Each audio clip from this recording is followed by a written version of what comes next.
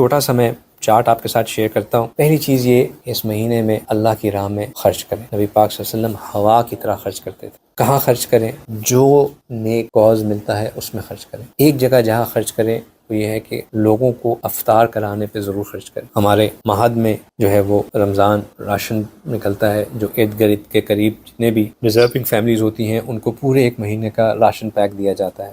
یہاں یو اے ای میں مساجد کے اندر ڈیزگنیٹڈ اوقاف کی مساجد ہیں جہاں پہ لوگوں کو افطار کیا جاتا ہے، وہاں پہ آپ کنٹریبیوٹ کر سکتے ہیں۔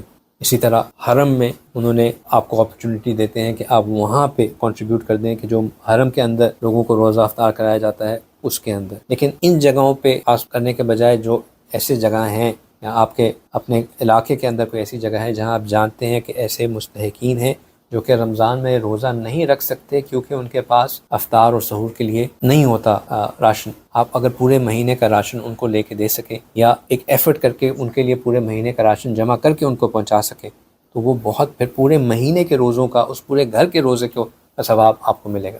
پھر اسی طرح اتنا ضرور کریں کہ کسی ایک بندے کا پورے 30 دن کا آپ نکال سکیں تو بہت اچھی بات ہے، ورنہ ایک عشرے کا نکال، اگر نہیں ہے تو ایک دن کا نکال۔ حدیث مبارکہ میں جو بات آتی ہے وہ یہ ہے کہ جس نے کسی کا روزہ کھلوایا اس کو پورے کے پورے اس روزے دار کے اجر کا ثواب ملا۔ صحابہ کرام نے کہا کہ یا اللہ، یا رسول اللہ، ہم تو نہیں کسی کا روزہ کھلوا سکتے۔ انہوں نے کہا کہ میں یہ نہیں کہتا کہ اس کو پورا روزہ کھلواؤ، پانی کا ایک گھونٹ، کھجور کا ایک کھجور، اس سے بھی اگر تم نے اس کا روزہ کھلوا دیا تو تمہیں اس کا پورا ثواب ملے گا۔ اتنا تو ہم کر سکتے ہیں، اتنا اپنے بچوں کو یہ عادت دلوائیں کہ گھر میں روزہ جب کھل رہا ہو تو جو روزے دار ہوں ان کے اندر ایک ریس ہو کہ کون جو ہے وہ بڑوں کو کھجور دے گا، اس مائنڈ سیٹ کے ساتھ کہ اگر میں نے ان کو کھجور دے دیا اور میرے دیے ہوئے کھجور کے ساتھ انہوں نے یہ روزہ کھولا تو اس کا اجر مجھے مل جائے گا۔ ابھی سے ہی یہ پریکٹس کروانا شروع کریں گے تو ان کے دل میں یہ بات احساس بیٹھے گی کہ روزہ کھلوانے کا ایک اجر ہوتا ہے، ایک ثواب ہوتا ہے۔ اگر آپ نے زکوٰۃ نکالنی ہے تو اپنی زکوٰۃ اس مہینے میں کیلکولیٹ کر کے اکثر حصہ زکوٰۃ کا اس مہینے میں ہی نکال دیجیے۔ حضرت جی کی جو مدرسے میں طلباء پڑھتے ہیں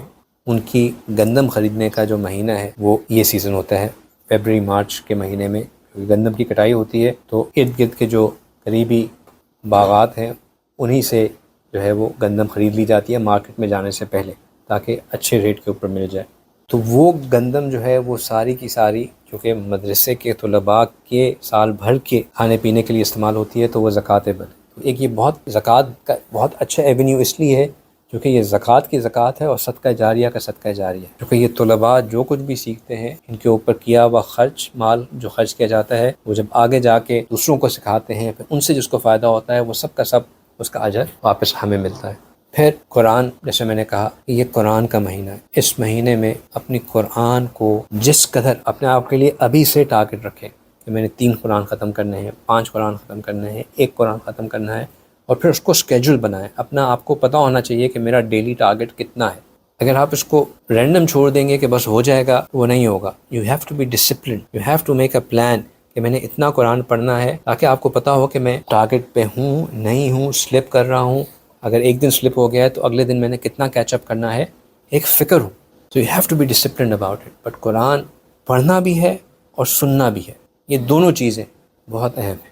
پھر نمازوں میں دیکھیں، نماز یہ وہ مہینہ ہے جہاں فرض جو ہے وہ 7 سے 10 گنا زیادہ اور ہر نفل جو ہے وہ فرض کے برابر۔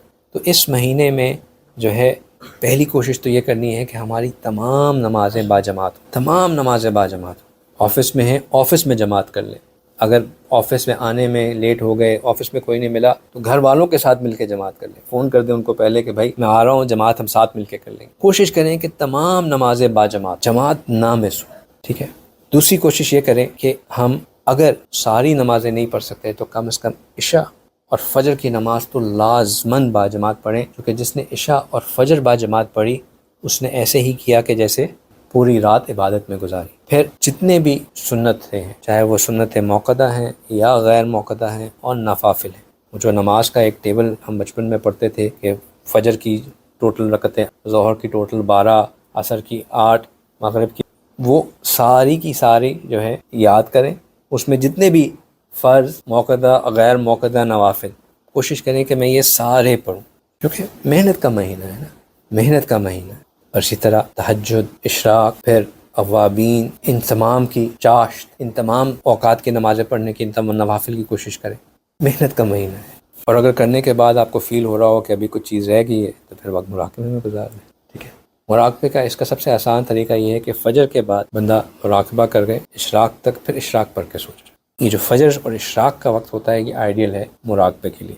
ٹرائیڈ اینڈ ٹیسٹڈ فارمولا یہ ہے کہ اتنے وقت میں آپ نے مراقبہ کر لیا تو وہ مراقبہ بہت ہے. لیکن پھر کسی وقت میں درود اور استغفار کا اہتمام بھی رکھیں. جو دو میں نے ٹائم بتائے دعا کے، کون کون سے؟ افطار اور سحور. ان کے وقت دعا لازمی کریں اور دل کھول کے دعا کریں. اگر آپ لوگوں کو یاد ہو، میں نے اس سے پہلے بھی ایک دعا کا ٹیبل شیئر کیا ہوا ہے کہ ذہن میں رکھیں کہ کس کس چیز کے ساتھ کن کن چیزوں کے لیے دعا کرنی ہے، کس سیکوینس میں دعا کرنی ہے. اگر وہ آپ اپنے رکھ لیں، بکاز جب دعا مانگنے کی عادت نہیں ہوتی تو بندہ بڑی جلدی ہے نا اس کا انجن برن آؤٹ کر جاتا ہے، سمجھ نہیں آتی کہ اب اگلی دعا کیا مانگوں. تو اگر وہ ذہن میں ہو پھر دعا کرنا آسان رہتی ہے. اسی طرح سحور یہ وہ بابرکت کھانا ہے جس کا انسان سے کوئی حساب کتاب نہیں. اگرچہ کہ میں ہمیشہ یہی کہتا ہوں کہ ہم نے رمضان میں کھانے کا ریکارڈ نہیں بریک کرنا. رمضان کا مقصد ہے اپنے آپ کو پل بیک کرنا، اپنی روح کو دینا، پیٹ کی پوجا نہیں کرنا. اس کا یہ مطلب نہیں ہے کہ آپ سحری کریں ہی، سحری کریں اور سحری کو ضائع مت ہونے دیں، کیونکہ یہ وہ وقت ہے جہاں رزق میں اللہ سبحانہ تعالیٰ نے سب سے زیادہ برکت رکھی ہوتی ہے. چاہے اس وقت ہم منیمم بھی کھائیں لیکن سحری ضرور کریں. افطار کم کر دیں، سحری پوری کر دیں، سحری ضرور کریں. پھر اگر جو حضرات اعتکاف کر سکتے ہیں وہ اعتکاف ضرور کریں آخری 10 دنوں میں. اچھا، اگر اعتکاف نہیں کر سکتے تو کم از کم طاق راتوں میں مغرب سے لے کے فجر تک کا وقت کوشش کریں کہ مسجد میں گزاریں. اور باقی تمام ایام میں جب مسجد میں جائیں، ہم نے پہلے بات کی نا کہ ہر نماز مسجد میں جا کے پڑھیں. جب مسجد میں جائیں تو مسجد میں داخل ہوتے ہوئے اعتکاف کی نیت کر لیں. جب تک آپ مسجد میں بیٹھے رہیں گے آپ کو اعتکاف کا ثواب ملتا رہے گا. تو پہلی رمضان سے جب سے ہم نے فجر سے لے کے بلکہ عشاء سے لے کے جب سے ہم نے مسجد میں جانا اپنے وہ کرنا ہے، کیونکہ ابھی سے عادت ڈال دیں اس چیز کی، تو کہ مسجد میں جاتے ہی نیت کر لیں کہ میں اعتکاف کی حالت میں مسجد میں ہوں. جتنی دیر مسجد میں بیٹھیں گے اعتکاف کا ثواب ملے گا. اور اگر آخری عشرے میں مسنون اعتکاف نہیں کر سکتے جو بھی وجوہات ہیں تو کم از کم اتنی کوشش ضرور کریں کہ آخری جو طاق راتیں ہوتی ہیں ان میں مغرب سے لے کے فجر تک کا ٹائم مسجد میں گزار لیں. ٹھیک، تو یہ اور اس میں پھر وہی نیت رکھیں کہ میں اعتکاف کی نیت سے مسجد میں بیٹھا ہوں، تو انشاءاللہ اللہ سبحانہ تعالیٰ اس کو ایفرٹ کو قبول کریں گے. اور جن کو اللہ سبحانہ تعالیٰ توفیق دیں اگر وہ رمضان کے مہینے میں عمرہ کر سکتے ہیں تو عمرہ ضرور کریں. اپنے مال کو خرچ کرنے کے جو ایک ایونیو ہے، اگر اللہ نے توفیق دی ہے تو وہ رمضان المبارک میں عمرہ کرنے. اگر رمضان المبارک میں عمرہ کرنے کی موقع ملتا ہے، استطاعت ہے، اللہ تعالیٰ توفیق دیتے ہیں تو ضرور عمرہ کرنا چاہیے.